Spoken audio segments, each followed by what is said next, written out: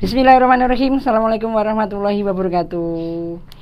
Kali ini kita masih di suasana yang asik. Nah, Lebaran. Kita sama tetap kita sebut Prof Hanam ya.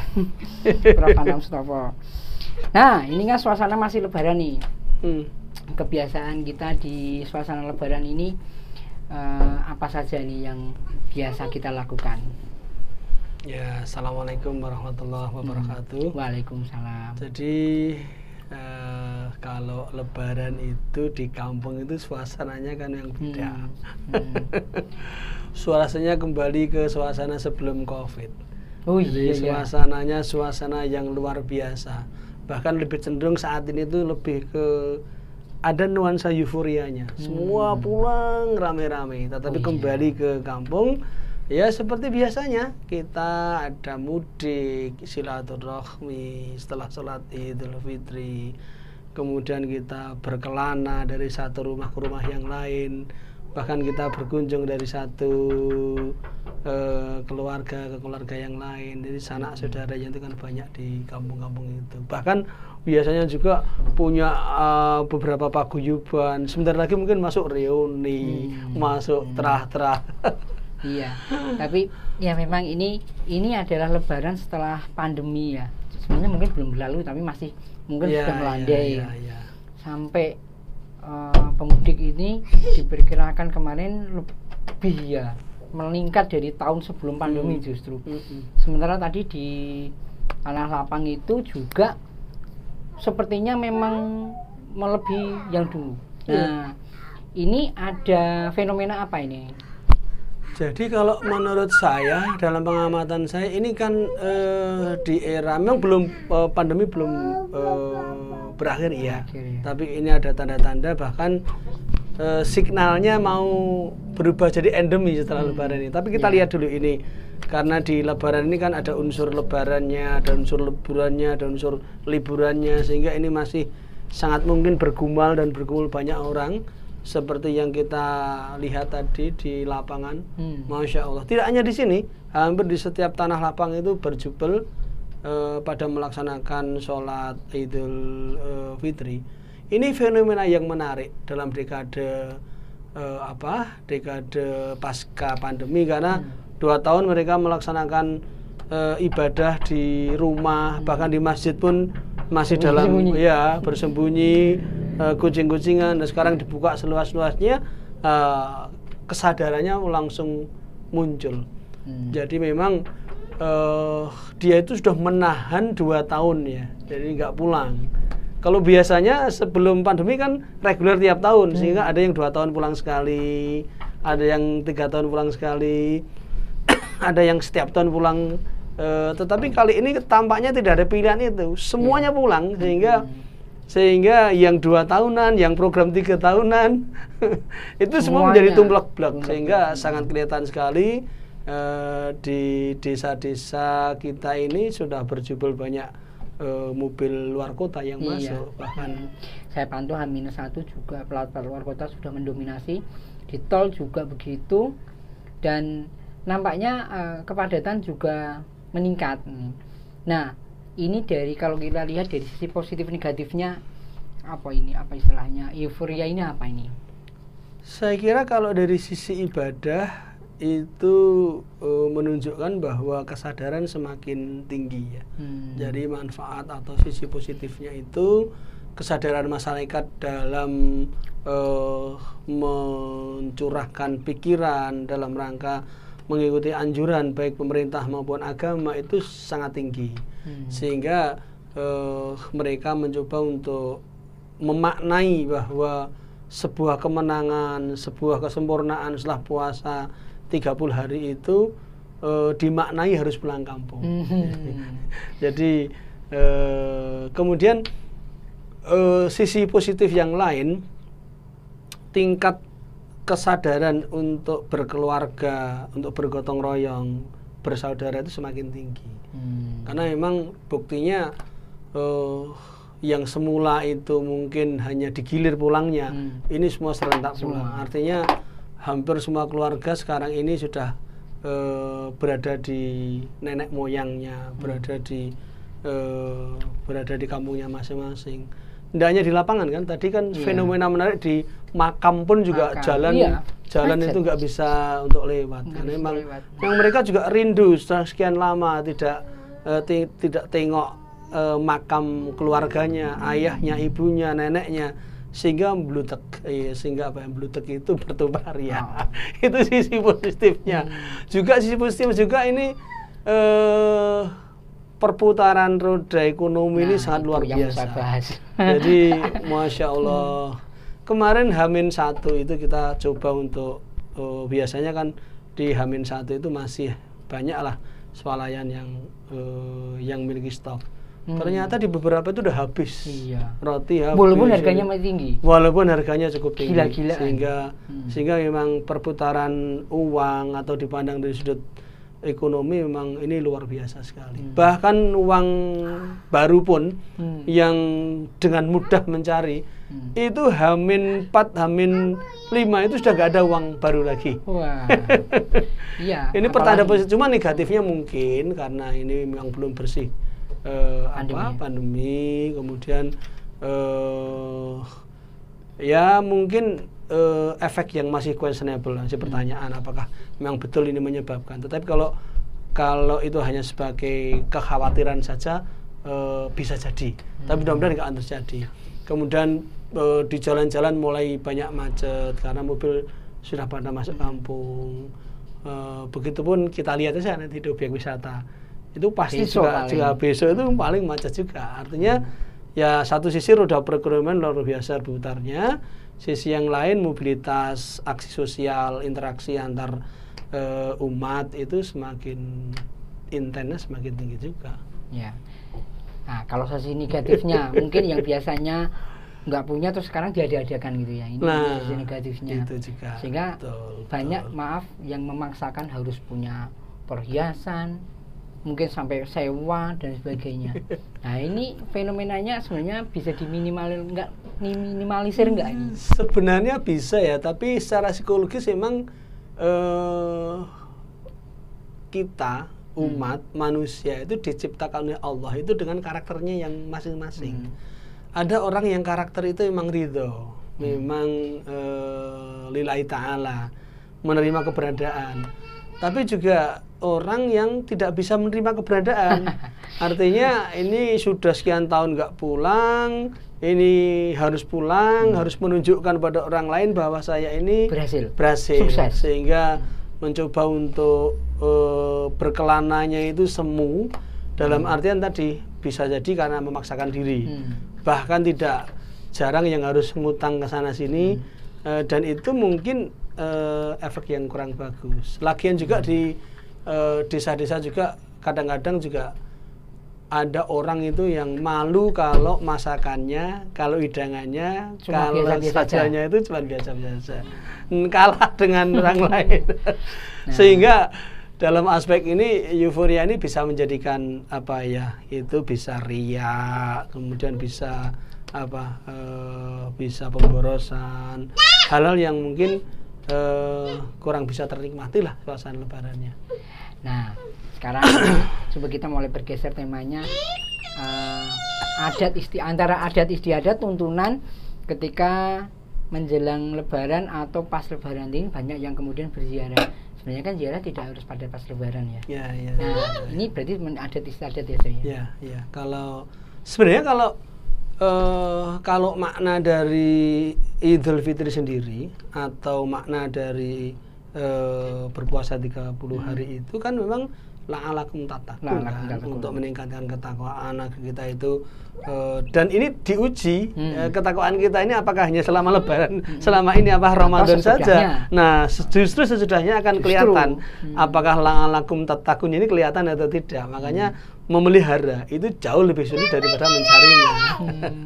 Oleh karena itu saya kira kalau kita lihat maknanya kan sebenarnya Idul Fitri atau 1 Syawal itu kan buka puasa, makan bareng, makan bersama, makan bareng setelah sekian hari, 30 hari kita puasa, kita mendapatkan kemenangan, kita mendapat kesempurnaan seperti yang kita ucapkan minal aidin wal faizin.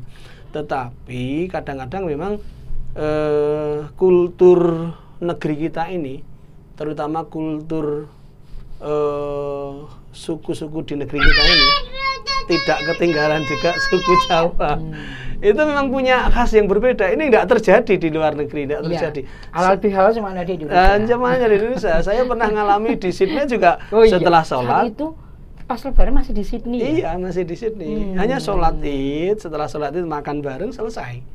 Selesai. Silaturahminya ada, tetapi nuansanya tidak seperti di daerah kita ini. Sebentar, saya potong. Itu di luar negeri tidak ada seperti itu, karena memang sudah terbiasa kulturnya seperti itu, atau kalau memang di Indonesia itu memang diada-adakan atau gimana? Kalau menurut saya tadi kembali ke tradisi ya, kembali ke kebiasaan. Karena di Arab sendiri juga tidak diajarkan. Tidak ada, makanya karena kultur, saya katakan tadi, kultur suku-suku di negeri kita ini memang kultur yang mengutamakan kekeluargaan, kultur yang mengutamakan gotong royong, kultur yang mengutamakan kebersamaan.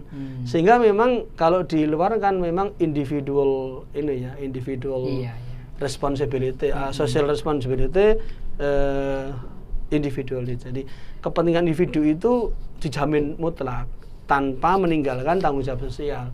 Nah kalau di sini semuanya serba rasa sosial ada, sehingga memang seperti budaya untuk ziarah makam tadi katakan. Itu sebenarnya tidak harus di bulan ruah, kapanpun tidak harus setelah sholat Id, kapanpun bisa kita mendoakan, kapanpun kita bisa ke makam. Karena memang intinya kan kita mengingat kematian, mendoakan mendoakan keluarga kita sudah tiada dari dekat, dan mengetahui bahwa di sinilah saudara kita itu istirahat terakhirnya atau kita kubur, gitu aja. Jadi sebenarnya mendoakan arwah itu kan wherever, whenever. Iya, konsepnya seperti itu. Dan tidak harus ke makam. Jadi ke makam itu sebenarnya kepentingannya untuk kita sendiri malahnya, lebih banyak untuk kita mengingatkan kematian ya.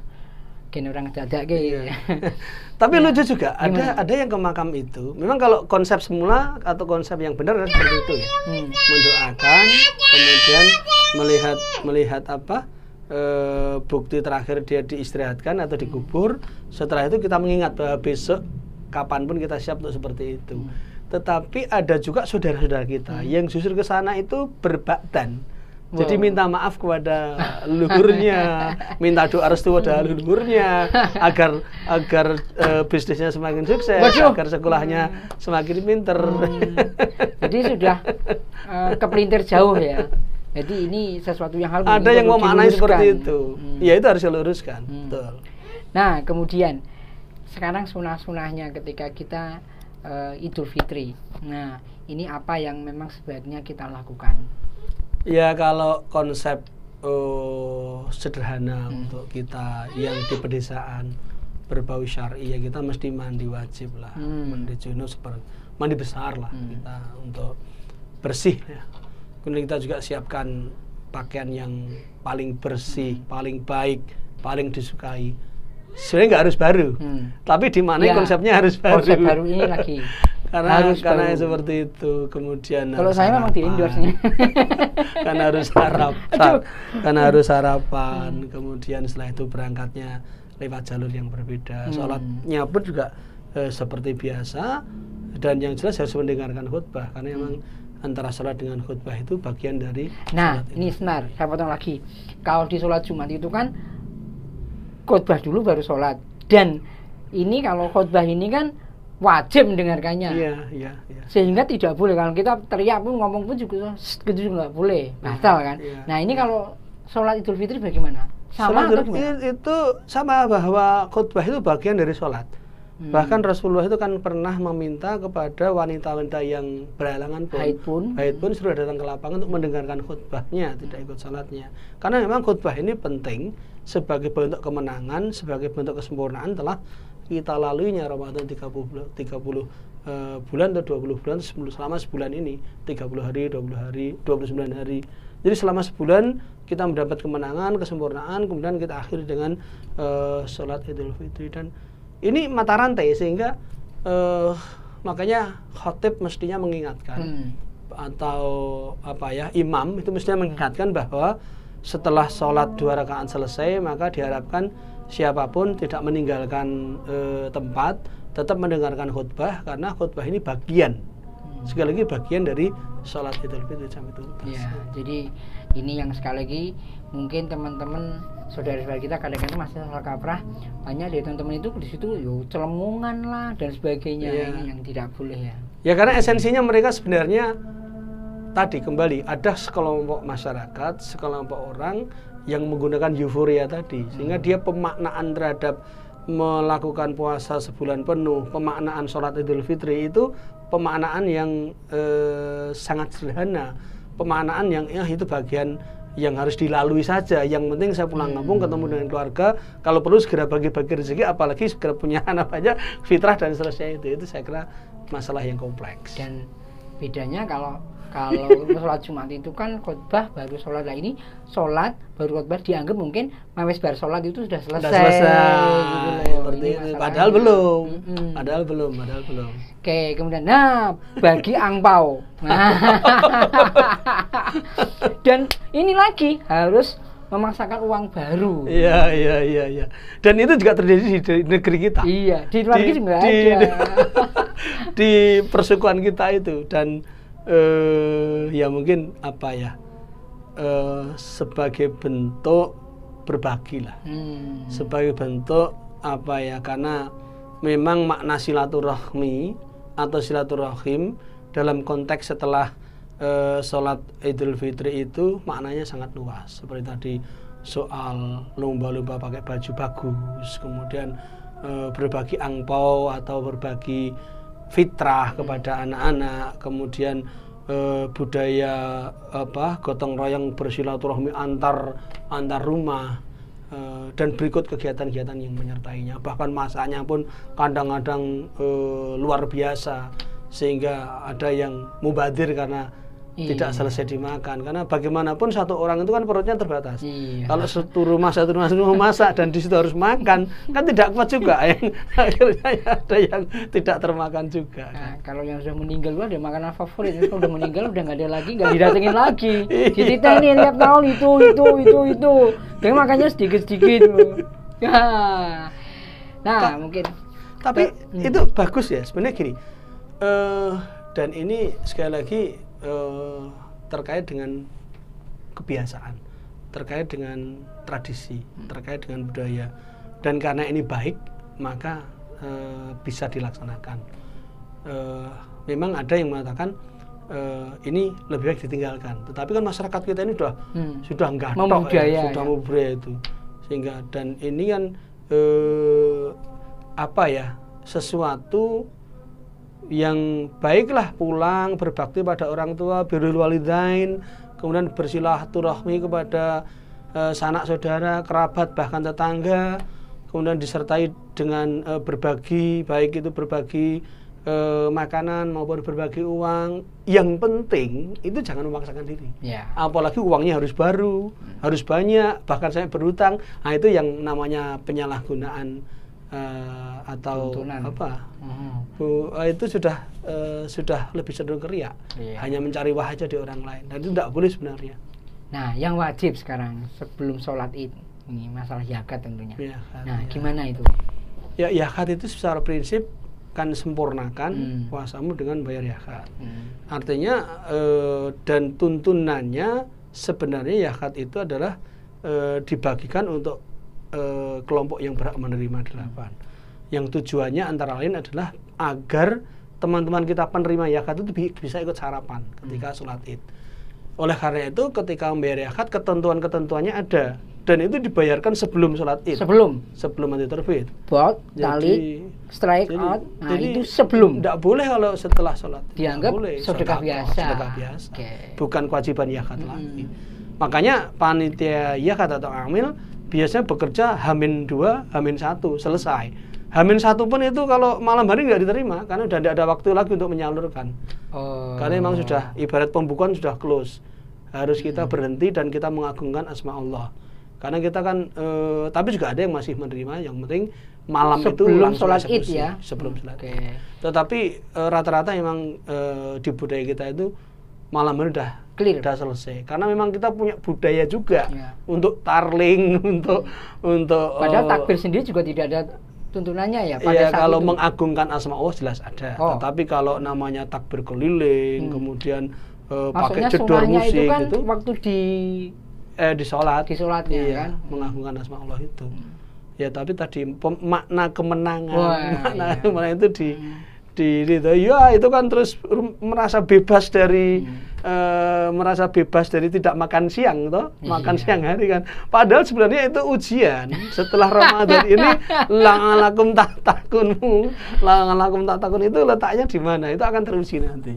Apakah semakin meningkatkan nilai-nilai ibadah, sedekahnya semakin banyak, atau justru sebaliknya. Nah itu akan kelihatan. Sama seperti kita ibadah haji itu, kemabrurannya itu bukan diukur ketika ibadah haji, tapi ketika pulang gimana mabrur dan tidaknya itu, apakah ada perubahan sikap atau tidak, ada perubahan tindakan atau tidak, perubahan kekayaan. Ya, nah ini justru ini banyak yang kemudian saya kan tahu ini memaksakan diri atau enggak, mereka itu pengen puasa dan lebaran itu di tanah suci, umroh ya. Gimana ini? Memang ada anjuran atau semua orang saya kira ingin merasakan bagaimana berpuasa di tanah suci. Kalau saya melihatnya bahwa di tanah suci itu ibadah saja itu dikalikan 100.000 kali lipat. Kemudian nilai-nilai barokah di bulan Ramadan itu kan luar biasa sekali. Dan orang berlomba-lomba untuk menebar kebajikan, menebar kebaikan, sehingga halalan atau berbagi di sana itu hampir tiap hari ada ketika menjelang puasa, ketika menjelang buka puasa. Sehingga nyaris kalau kita bisa ke sana tidak mungkin kelaparan, karena memang banyak orang berbagi, saling berbagi. Karena memang ada tuntunannya. Ketika orang memberikan iftar kepada orang yang sedang berpuasa itu dapat pahala puasa senilai dengan orang yang melakukan puasa tanpa mengurangi orang yang berpuasa itu. Memang ada tuntunannya itu. Tetapi kan tidak harus di sana. Tidak harus ke sana. Kecuali kalau yang mampu, ada kemampuan lahir dan batin, ada kemampuan finansial, ada kemampuan kesehatan, tidak ada kendala, saya kira itu impian setiap orang lah. Padahal pada saat buka puasa itu kalau saya takut habis berapa? Oh 100.000. Oh ya udah tanya gitu aja. Padahal sekali lagi sudah dikatakan yang mendapat pahala lebih itu adalah yang memberikan buka puasa. Betul. Asalkan itu tidak ada unsurnya riya. Ya betul. Nah, dan ada unsurnya pengen disanjung, pengen dipuji. Yang jelas bukan karena Allah lah. Mungkin karena sanjungan, karena pengen tercatat di museum internasional. Buka puasa terbanyak se-Indonesia terus dicatat di museum rekor. Itu kan artinya terus keikhlasannya kan dipertanyakan mengenai riya tadi kan. Tetapi kalau kita lihat keikhlasan itu ada, kemudian tidak menjadi masalah bagi tanggung kehidupannya dan dilakukan, itu saya kira yang kita berlomba-lomba untuk mendapatkan pahala kan. Memang di 10 hari pertama itu kan disebarkan mubarak kan untuk umat. Kemudian di tengah-tengah itu maghfirah gitu kan, ampunan. Di terakhir kan Lailatul Qadar kan. Siapa yang tidak ingin Lailatul Qadar? Dan Lailatul Qadar itu tidak harus jemput di Masjidil Haram. Di sini pun juga bisa kan, hati kan yang berangkat dengan. Artinya ketika kita sudah berhubungan dengan Allah, berhablu min Allah, beribadah itu yang kembali adalah tuntunannya. Ketika kita berhablu nas gitu kembali kan ke aturannya. Yang penting toleransinya jalan, kemudian kita itu sama-sama menebar kebaikan, beramar ma'ruf nahi munkar, berfastabil khairat. Tapi kalau dengan lingkungan, karena itu benda mati, ya kita hanya berhablu minal alam, itu ya kita memelihara lingkungan lah. Bagaimana lingkungan kita itu kondusif tanpa harus menyentuh manusianya lah, menyebabkan erosi, menyebabkan banjir dan seterusnya itu. Dan itu keseimbangan hidup, keseimbangan alam dalam rangka memang pengabdian kepada Allah saja. Nah, masalah berbuka puasa tadi saya detailkan. Kalau dulu kan orang berbuka puasa ya sudah berbuka puasa bersama, memberikan makan, berbuka puasa. Nah, sekarang ketika orang berbuka puasa mungkin sedekah juga. Nah, sekarang selfie. Kita lagi captionnya kita lagi buka puasa loh. Disponsori oleh. Ya susah kan? Susah. Nah sekarang bagaimana caranya kalau gitu membedakan antara ikhlas sama ini? Pertanyaan gini dulu, kalau kita misalnya bersedekah atau berbuat baik itu sebenarnya dipublikasikan boleh nggak sih? Kalau publikasi untuk dakwah itu boleh ya, karena kepentingan ukhuwah Islamiyah, artinya mengajak orang lain untuk apa? Mari kita lakukan, mengikuti. Nah, seperti ini. Ya, tetapi kalau publikasi itu tujuannya selain itu, ya, saya kira dipertanyakan juga. Mungkin dia ingin mendapatkan sesuatu di balik peristiwa itu. Artinya kan bukan karena Allah. Mempublikasikannya itu ada imbal balik, mudah-mudahan upahnya meningkat. Itu jelas, tidak bisa. Tapi susah loh membedakan itu. Jadi gini nih. Makanya keikhlasan itu letaknya di sini. Bukan, berangkatnya memang dari sini keikhlasan, tapi letaknya di sini. Jadi gini misalnya, ini aku buka bersama, saya bukakan semuanya. Mudah-mudahan dapat pahala dari Allah, dapat pahala puasa. Amin. Tetapi sponsornya ini biar untuk promo toko saya. Itu sebenarnya apa ya? Karena kalau kita bicara keikhlasan itu sesuatu yang abstrak ya. Sehingga kalau didefinisikan secara real itu susah. Itu akan terbukti setelah terjadi. Keikhlasan itu seperti apa gitu. Ketika baik berbentuk sponsorship maupun pemberian secara ikhlas manunggal, itu akan kelihatan kok bahwa apakah keikhlasan itu karena Allah atau karena yang lainnya. Atau memang diri kita itu sebenarnya tahu, bisa mengukur diri kita sendiri juga. Iya. Tinggal bagaimana hati kita merasakan. Nah, tadi itu berarti sekarang bedanya bagaimana ikhlas antara nggak ikhlas bagaimana kalau gitu. Ya itu tadi, ikhlas dan nggak ikhlas itu pada dampak ya. Ketika itu berdampak pada kemaudorotan, saya punya keyakinan nggak ikhlas. Tetapi ketika itu punya dampak kemanfaatan, itu jelas ikhlas. Indikator yang paling gampang kita lihat lah. Karena begini, kadang-kadang orang itu pengennya ikhlas, pengennya tidak dipublikasikan. Tetapi ada orang yang mempublikasikan secara tidak langsung. Ini kan bukan kemauannya si dia ya. Karena dia memang melihat itu, terutama public figure lah. Public figure kan bagaimanapun tidak lepas dari areal publik kan, areal masyarakat. Ada saja yang biar dia bidik. Maunya dia ya ikhlas tanpa dipublikasikan, sudah dibuat off the record dan seterusnya. Tapi namanya media kan juga 1000 cara untuk masuk ke liang semut kan, tetap ada acaranya. Nah itu makanya saya mengatakan kenapa kok kita lihat dari implikasi, kita lihat dari dampaknya, kita lihat dari setelah itu terjadi dan sekali lagi ikhlas itu kan letaknya di hati ya. Hanya Allah yang tahu lah. Gampangnya seperti itu. Dan ketika sudah diketahui oleh orang lain, apalagi dipublikasikan. Tapi saya yakin kok kalau ada kepentingan untuk tertentu, itu tetap akan sangat mudah sekali terbaca, sangat terbaca. Atau bisa juga gini, yang ngasih ikhlas, tapi ternyata ada yang anggotanya tetap dia publish ke medsosnya. Ini mungkin lain ceritanya. Itu dinamika. Tapi yang jelas kalau kita kembali ke tuntunannya, siapapun yang memberikan iftar, berbuka puasa kepada orang yang sedang berpuasa di bulan Ramadan, jelas hadisnya jelas. Cuman efek-efek riak tadi yang harus kita jaga. Dan dunia ini kan sekarang tidak seluas yang dulu kita bayangkan. Dunia sekarang ini kan memang hanya selebar HP yang kita miliki saja toh.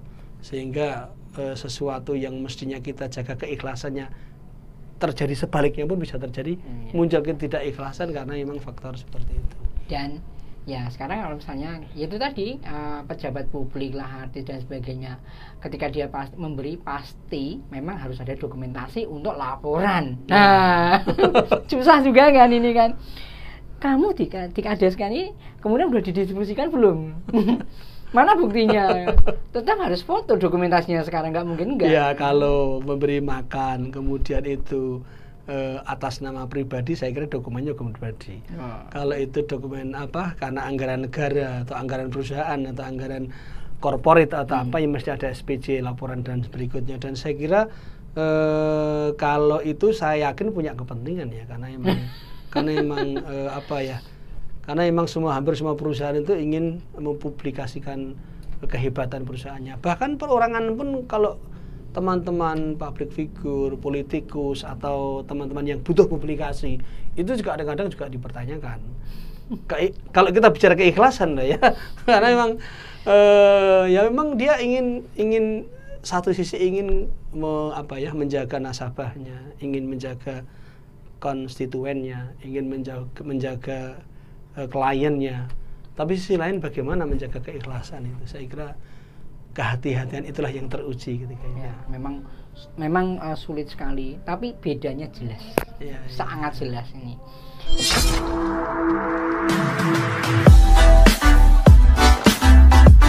How should we do it?